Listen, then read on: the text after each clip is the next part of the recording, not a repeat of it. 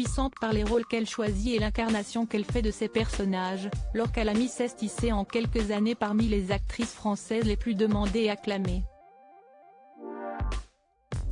Elle revient au cinéma dans le long-métrage Annie Colère de Blandine Lenoir, traitant du droit à l'avortement. Elle joue une femme de 1974, ouvrière et mère de 2 enfants qui rencontre le MLAC, mouvement pour la liberté de l'avortement et de la contraception qui pratique les avortements illégaux aux yeux de tous. Dans ce groupe unique, elle va trouver dans la bataille pour l'adoption de la loi sur l'avortement un nouveau sens à sa vie. Un rôle parfait pour celle qui se donne corps et âme à son métier, comme le prouvent certains souvenirs chauds qu'elle a livrés dans son interview pour Libération. Jouer semble être inné pour Laure Calamy tant elle est habitée par tous les rôles qu'elle tient sur les grands et petits écrans. Elle fait également des éclats sur scène, elle qui a décroché le Molière de la comédienne dans un spectacle de théâtre privé, pour sa prestation dans Le jeu de l'amour et du hasard de Marivaux. La secrétaire passionnée de 10% varie ainsi tous les types de performances et n'a jamais peur d'aller très loin dans sa passion pour le métier de comédienne.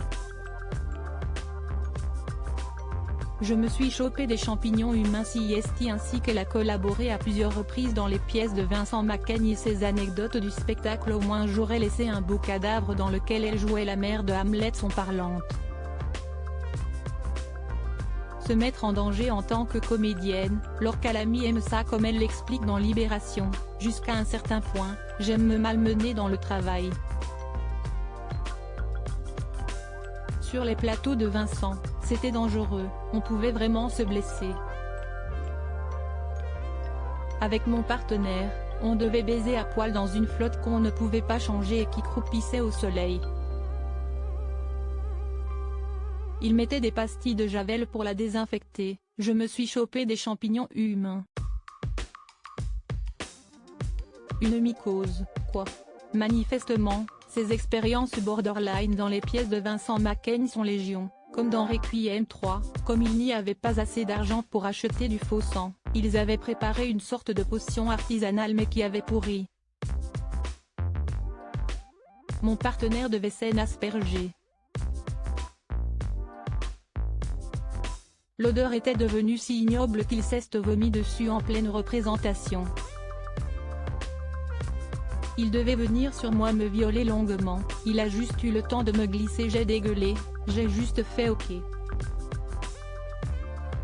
J'ai failli vomir moi-même.